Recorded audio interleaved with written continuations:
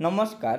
ৰাজ্যৰ অংগনবাড়ী কৰ্মী সহায়িকা, আশা কৰ্মী আৰু মধ্যাহ্ন ভোজনৰ ৰন্ধন কৰ্মী সহায়িকাসকলৰ সমস্যা সমাধানকে আদি কৰি ৰাজ্যৰ সকলো স্তৰৰ চৰকাৰী কৰ্মচাৰীৰ সমস্যা সমাধান সন্দৰ্ভত চিটু আসামৰ সম্পাদক প্ৰধান তপন শৰ্মা ডাঙৰীয়াই আজি কেইবাটাও বৃহৎ মন্তব্য আগবঢ়াইছে আৰু আগন্তুক মে দিৱস উপলক্ষে কেইবাটাও গুৰুত্বপূৰ্ণ মন্তব্য কৰিছে। গতিকে বলক এটা ভিডিঅ' ক্লিপৰ জৰিয়তে তপন শৰ্মা ডাঙৰীয়াৰ আজিৰ সেই গুৰুত্বপূৰ্ণ মন্তব্যকেইটা জানি লওঁ। আনফালেদি আমি একই ধৰণতে আমি আবেদন জনাইছোঁ যে শ্ৰমজীৱী মানুহৰ অধিকাৰ ৰক্ষাৰ হকে শ্ৰমিকৰ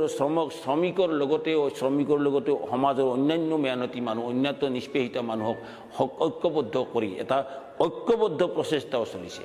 আজি ভাৰতবৰ্ষত 42টাতকৈ অধিক শ্ৰমজীৱী সংগঠনে সন্মিলিতভাৱে কৃষিজীৱী সংগঠনে সন্মিলিতভাৱে শ্ৰমিক কৃষক আৰু কৃষি শ্ৰমিকৰ এটা বৃহৎ ঐক্য গঢ়ি উঠিবলৈ সৃষ্টি হৈছে আৰু এই ঐক্যই ইতিমধ্যেই ভাৰতবৰ্ষৰ পুঁজিবাদী চৰকাৰখনক পুঁজিপতি নেতৃত্বাধীন চৰকাৰখনক এটা ভাল ঠেক্কা লগাইছে।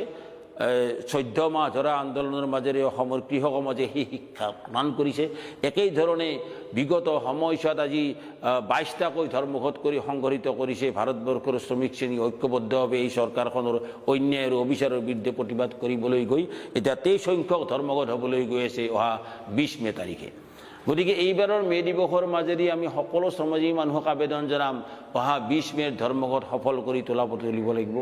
আৰু এফালেদি সমাজৰ প্ৰতিক্ৰিয়াশীল যিবিলাক শক্তি, সমাজত ধৰ্মৰ নামত ৰাজনীতি কৰা যিবিলাক শক্তি, যি শক্তিয়ে অনবৰত পুঁজিপতিসকলৰ স্বাৰ্থ ৰক্ষা কৰে, এই ধৰ্মৰ নামত ৰাজনীতি কৰা শক্তিসমূহকো প্ৰতিহত কৰাটো আমাৰ এটা অন্যতম লক্ষ্য হিচাপে ল'ব। এই মে দিৱসৰ মাজেদি আমি সেই কথাই আলোচনা কৰিম। এই মে দিৱসত নিশ্চয় আমি আলোচনা কৰিব লাগিব কি ধৰণে শ্ৰমিক শ্ৰেণীৰ দীৰ্ঘদিন ধৰা সংগ্ৰামৰ মাজেৰে অৰ্জিত অধিকাৰ আজি চৰকাৰে খতম কৰিব আহিছে। 44খন শ্ৰম আইন আছে ভাৰতবৰ্ষত, তাৰে 29খন শ্ৰম আইনক সংহত কৰি পেলাই মাত্ৰ 4খন সংহিতা বনাইছে, লেবাৰ কোড বনাইছে। আৰু এই লেবাৰ কোডৰ মৌলিক কথাটোৱে হৈছে ইতিমধ্যে শ্ৰমিকসকলে যিবিলাক অধিকাৰ পাইছিল, এই অধিকাৰৰ ভিত্তিত যদি কোনোবা নিয়োগকৰ্তাই যদি শ্ৰমিকজনক সেই প্ৰাপ্য অধিকাৰ নিদিয়ে, তেতিয়াহ'লে নিয়োগকৰ্তাজনৰ বিৰুদ্ধে তেওঁ আদালতৰ ওচৰ চপাৰ বা অন্য বিভিন্ন সংস্থাত তেওঁ বিচাৰ দিয়াৰ অধিকাৰ আছিল। এতিয়া শ্ৰম কোডৰ মাধ্যমত সেই অধিকাৰটোকে নোহোৱা কৰিব, অৰ্থাৎ প্ৰজিকিউটিভ পাৱাৰ খতম কৰি দিব।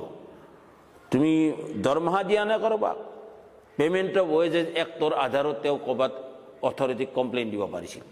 গতিকে আগতে সেই কমপ্লেইন দিয়াৰ ব্যৱস্থা, এতিয়া কমপ্লেইন আপুনি দিব পাৰিব, কিন্তু কমপ্লেইনৰ ভিত্তিত ব্যৱস্থা ল'ব লগা হ'লে এনেকুৱা এটা মেৰপেক তাতে লগাই দিছে যাতে কোনো অৱস্থাৰে শ্ৰমিকজনে তাৰ প্ৰাপ্য দৰমহাটো নাপায়।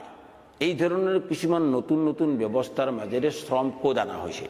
এই শ্ৰম কোডে স্বাভাৱিকভাৱেই ইতিমধ্যে দীৰ্ঘদিন ধৰি সংগ্ৰামৰ মাজেৰে অৰ্জন কৰা যি শ্ৰমিকৰ অধিকাৰ, শ্ৰমিকৰ কৰ্মনিৰাপত্তা, কৰ্মস্থলীত সুৰক্ষা, শ্ৰমিকৰ ছুটিৰ সুবিধা, শ্ৰমিকৰ বোনাছৰ সুবিধা, শ্ৰমিকৰ গ্ৰেচুইটিৰ সুবিধা, শ্ৰমিকৰ দৰমহা পোৱাৰ সুবিধা, মাহৰ মূৰত দৰমহাটো পোৱাৰ অধিকাৰ, যিটো পে'মেণ্ট অফ ৱেজেছ এক্টত লিখা থাকে।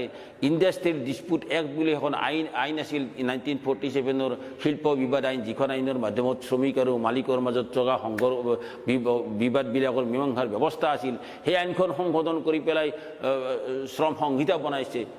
এই সংহিতা বনোৱাৰ মাজেৰে শ্ৰমিক শ্ৰেণীৰ ওপৰত চলা বিভিন্ন অন্যায় অবিচাৰৰ বিচাৰ কৰাৰ যে সামান্যতম ব্যৱস্থা আছিল, লেবাৰ কোৰ্ট বা শ্ৰম বিভাগ বা শ্ৰম ট্ৰাইব্যুনেল, এই সকলোবিলাকৰ ক্ষমতাবিলাক নোহোৱা কৰি দিব।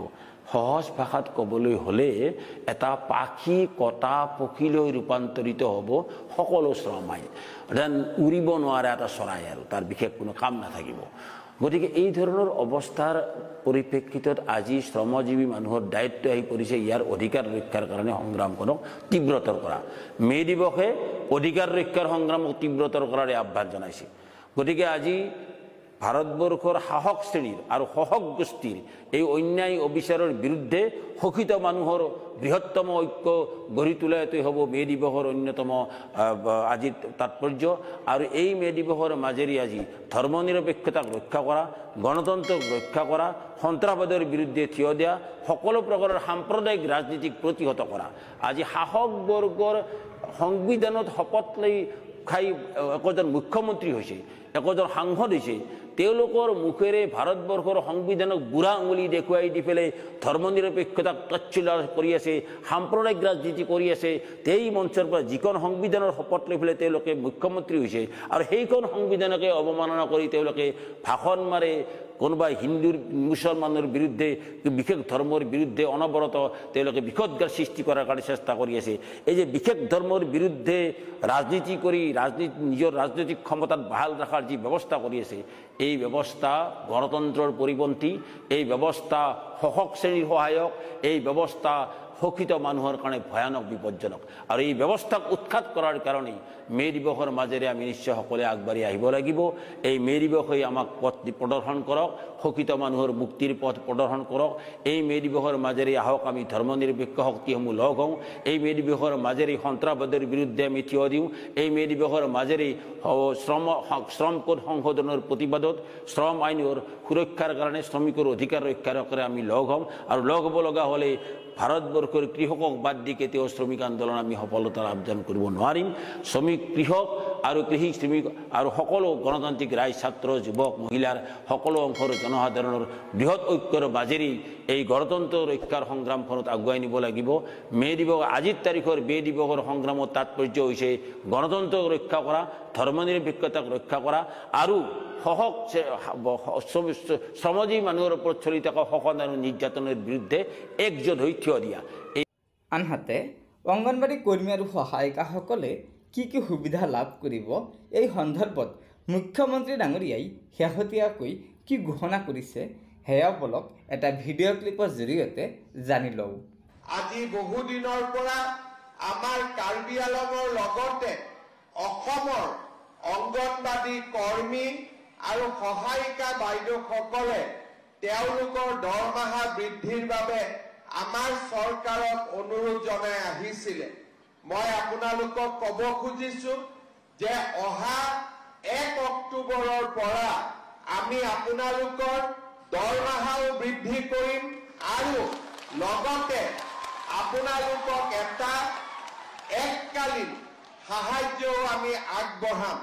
অৰ্থাৎ এবাৰতে আপোনালোকক এটা পুঁজি আমি আগবঢ়াম যাতে ঘৰৰ কাম কাজ, ল'ৰা ছোৱালীৰ পঢ়া শুনাৰ ব্যৱস্থা ল'ব পাৰে আৰু লগতে 1 অক্টোবৰৰ পৰা আপোনালোকৰ দৰমহাও আমি যিমানখিনি পাৰোঁ সিমানখিনি আমি বৃদ্ধি কৰিম যাতে আমাৰ অংগনবাড়ী কৰ্মী আৰু সহায়িকাসকলৰ পৰা অলপ হ'লেও তেওঁলোকৰ মনৰ দুখ আমি যাতে কমাব পাৰোঁ।